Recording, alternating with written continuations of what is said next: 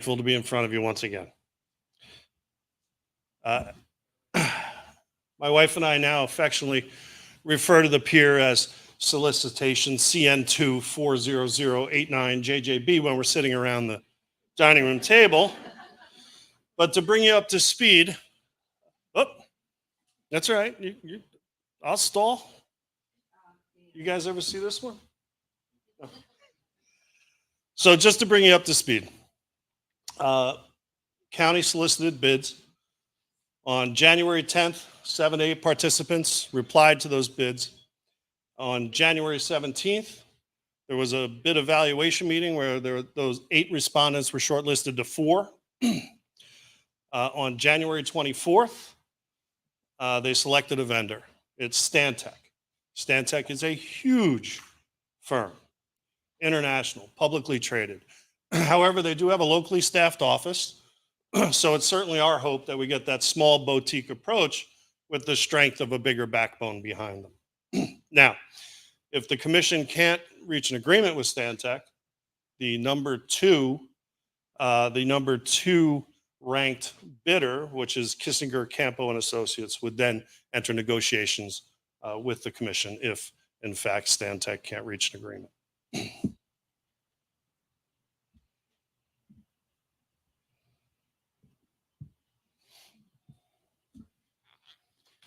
Slide 3, Becky. Okay, so what are our commissioners' intent? How do we know what their intent is? They told us. The peer committee had several meetings with the county staff. The staff explained to us the direction given to them by the commissioners. Part of the problem is that we have a fundamental difference with philosophy between the county versus the town. Understandably, the county has a build back philosophy. They have over 160 active projects and very little money. These projects are Ian related, and their philosophy is simply build back what they had before the storm. The Fort Myers Beach philosophy, however, is to build back better. I would have preferred to see a surgical attempt to the 160 projects, but they're using a blanket philosophy and a blanket attempt. Therefore, their goal is to simply add some resilience to the pier and replace it. So, they want to include some resiliency, make it taller. Now you hear people talk about this, make it taller. That pier was 8 feet wide. Just imagine it 7, 8, 9 feet taller. It'll look like the landing ramp of a roller coaster. It's going to be narrow and very high. Someone might be able to push it over. It's going to be that crazy looking. The peer committee, we've been repeatedly denied appointments with one-on-one to speak with the commissioners. And the lack of LFIRs, or local funding initiative requests, that were not submitted for the pier. Well, you may ask, what's an LFIR?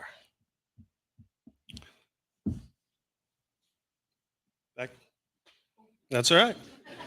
So here's an example of an LFIR that was submitted and approved in the state's budget last year for Flagler Beach. Hurricane Ian took out their pier, same storm that took out ours. They were given $4.5 million after the feds gave them 13.5. That's a total of $18 million. Bob's your uncle. There's a good pier. They're replacing their 800-foot pier beginning this year. The bottom line, you don't get what you don't ask for, and no one has asked. Well, who can request an LFIR? Any municipality, county, or representative. No one submitted one for our pier. Now, there's been specific criticisms for an improved pier, and I'd like to spend a few moments clarifying some misperceptions. Recently, it was referenced as a Taj Mahal. Why so wide and long? A new design would add years. Why should we listen to such a small group of residents? Most importantly, How are you going to pay for it? The goal of this presentation is to unite the community towards a common goal of taking advantage of this once in a generation opportunity to improve our pier. There have been some misperceptions floating around regarding what the community and the pier committee desires, and I'd like to go through a few of them. So, Taj Mahal, as originally presented, and still what we're asking for, pictured here, represents a less than average Florida Gulf pier. What we're asking for is simply a solidly less than average pier, and not to replace the state's narrowest and third smallest pier. So when we're talking to our friends, elected officials, or perhaps streaming to our audience, we might want to begin referring to it as a less than average pier. It's not a Taj Mahal. It's a simple fishing pier. Just to recap, just to show some links, this is a slide from our original presentation. The Fort Myers Beach Pier is located in the center at 560 feet. North of it are some East Coast piers shown to scale. South are some Florida West Coast piers. You have Venice Beach, 700 feet. Pensacola, 1,471. Panama City, 1,500. And the biggest one of all, Navarre, at over 1,545 feet. So you have to ask, why are Gulf piers longer? The water is shallower, and there is less wave energy, making it less expensive to build, and it gets you closer to the good fish. Let's keep in mind, it's a fishing pier. 3 generations of my family have fished off the old pier. I would like my next generation to be able to fish off of this one. Why is wider and longer desired? Just 2 simple reasons: capacity and safety. Now, how many people in this room think there'll be fewer people staying and visiting Fort Myers Beach in the future? Oh, nobody. Okay. They're coming. We have the sand. We have Ed. They're coming.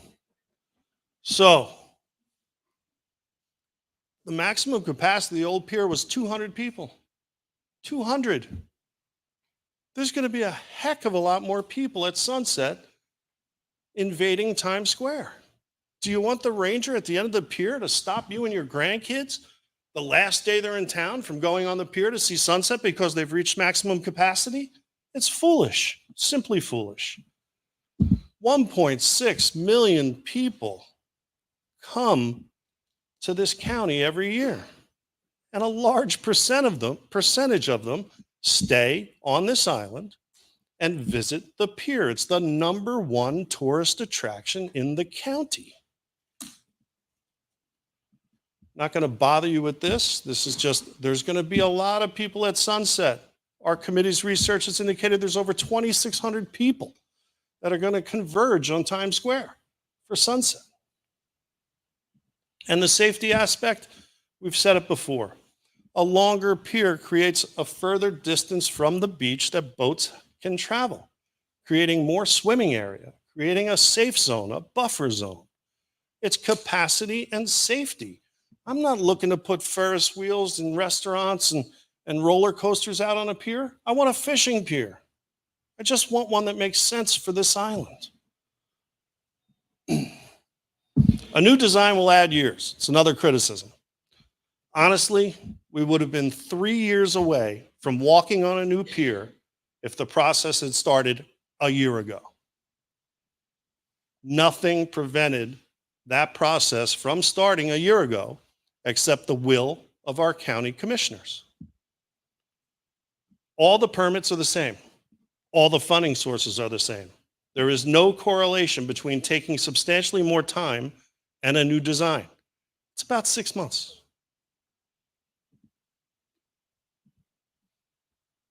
Small group of residents. We are. I do not think this one needs explaining. The peer committee is a small group of citizens. However, we represent a large amount of registered voters and residents of Lee County, Fort Myers Beach residents and visitors.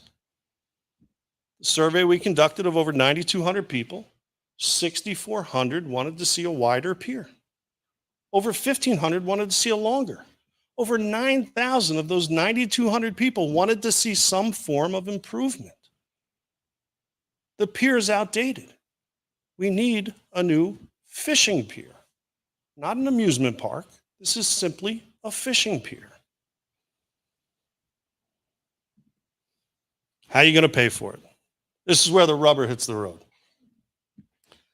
So how do we pay for a less than average pier during a once in a generation opportunity that doesn't cost any residents any money?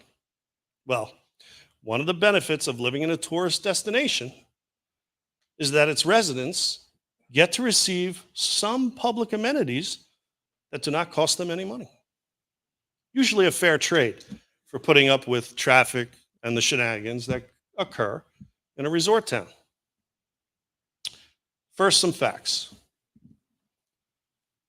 So the way the process works, FEMA will grant you the money to replace the pier you had with certain resiliencies built in.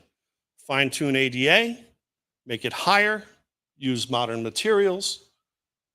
They determine that amount. It's given to the county, and the county spends it. It's up to the county if they want to spend it on a replacement or an improvement. Just as a side note, second time through the 650-page Florida Pier Design Guideline book, width is actually an added resiliency. Something to do with wave energy dispersed over a greater surface. I don't understand that part, but making it wider does make it stronger. I'm hoping our people at Stantec pick up on that. So, the county would need to contribute the difference for an improved pier. What's that number? What is the difference between the less than average pier and the pier that we previously had? We don't know, and we won't know unless the county asks Stantec, what is the difference? And do they have that predilection? Are they leaning that way? I don't think so. I think the speed at which we're seeing this pier progress now is a direct result of them simply trying to replace the old pier. So let's assume it's $6 to $8 million. Naples their original budget was 12 million. It's up to 14. I think their pier is 800 or 900 feet. So that's 14 million. What was the old pier worth? What are you going to get from FEMA? I don't know. I'm not a pier estimator, right? So let's assume FEMA kicks in 8 to 9. Let's assume an improved fishing pier, an improved less than average fishing pier, costs 16 to 18. So we're looking for 6 to 8. Oh, what the heck? Let's look for $10 million, shall we? Okay. So low-hanging fruit. That's what I call this slide.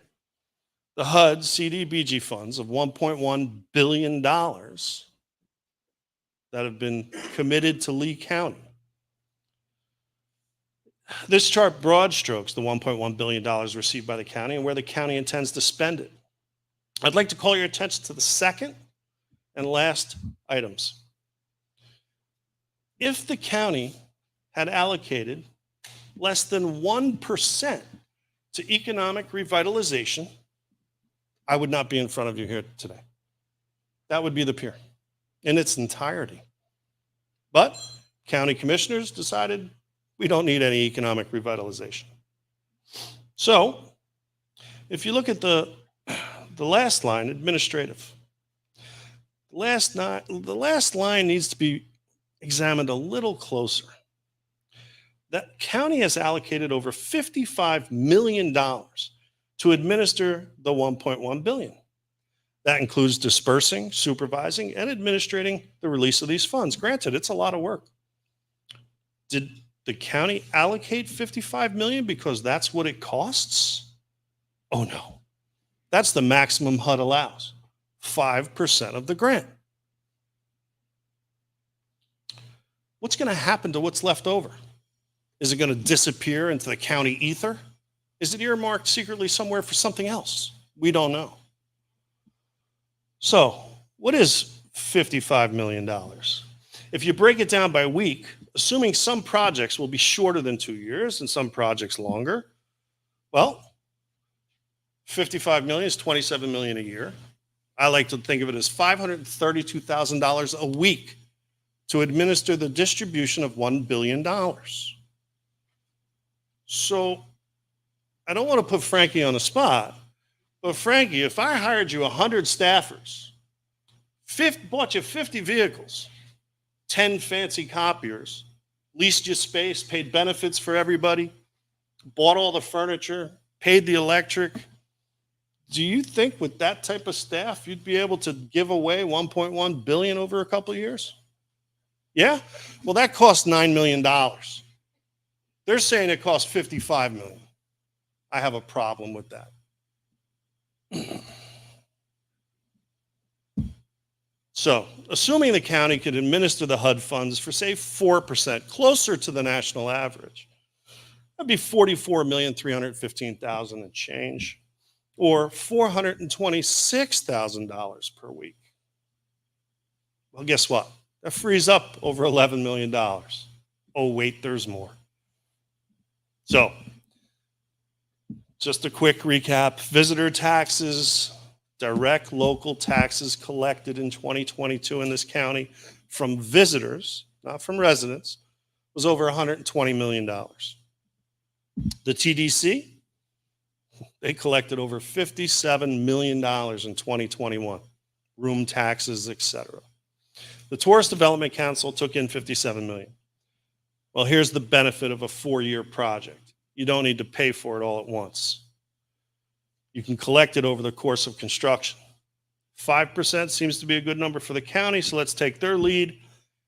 And if TDC contributed 5% of their receipts for the number one visited tourist attraction in the county, it would be $11,505,768 over 4 years, the length of time it's going to take to build the pier. Well, wow, what are we up to? 23 million already? Oh, no. Hold on. LFIR, we touched on it before. Let's assume someone fills out the 4-page application, sends it to the state, and we can approve it. 3.5 million. The total so far, CDGB, TDC, LFIR, 26,084,000. We're looking for 10. We're looking for 10. But wait, there's still even more. Naming rights. Now, I had a chance to think about this on the plane on the way down, and I would have loved to have called a less than average pier the Hammond or Rouen pier. But now that I think about it, they already have named a pier. It's the one they're going to replace, not the one they're going to build. Their name will be on that one. So, CDGB, TDC, LFIR, I don't know, I'm up to $36 million. So just a quick exercise performed by a small group of residents came up with over $36 million.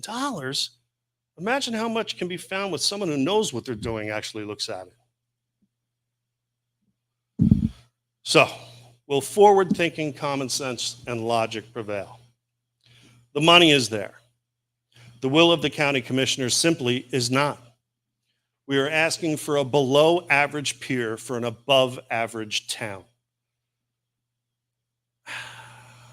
Does any commissioner have the vision to see beyond their term? This decision has been made by 5 people. It's not too late if you want to see an improved pier. This small group of citizens, the Pier Committee, needs your help to explain to the county commissioners what common sense looks like. Simply common sense. And by the way, none of these commissioners live on our island. So, they will not take our calls, but maybe they will take yours. These are their phone numbers. You'll get their administrative assistance. Now's the time. Thank you very much.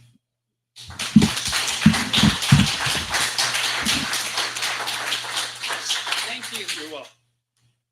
That was great. Thank you very much. And please take note of these phone numbers. I'd like to now bring in our keynote, ask our keynote speaker, sorry, my thing, Chris Spees, to come up and talk to us about the Matanzas Pass Bridge project. Oh, you've got a presentation. Can you accommodate that presentation? He's got it on a... Find out. Yes. Maybe while we're doing that, if we have any questions for Alan, if there's a question in the room. I've got a question, Alan. We've got time just to do a question or two while we get set up here. Sorry. Really, it's just Diet Coke. So I guess the question is timing. Timing. Yeah, just in terms of timing, how important is it that we educate ourselves and... Part of the at least when the bid description was laid out to the bidders, part of the responsibility of the winning bid was public input. I don't know what that's going to shape up like. There weren't details.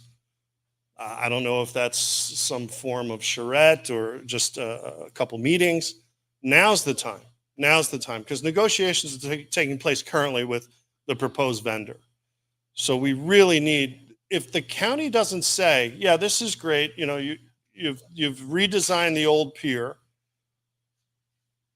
they're not going to say, what does a new pier cost, unless we ask them to.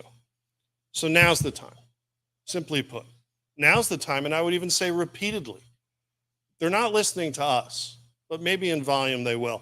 And quite luckily, Karen, our Councilwoman Woodson, will be speaking at the February 6th meeting later this week at the commissioners meeting to express some of our concerns. So that's good. Yes, they're voting on Stantec in April. So we hope that they select someone quickly, but we hope they're open to input. Sorry. No.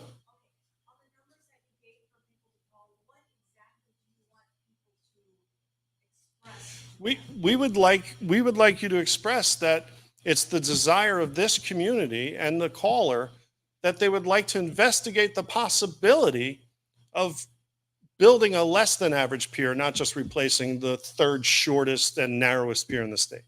So we want to make them aware that there's more than just a small group of citizens on Fort Myers Beach that desire to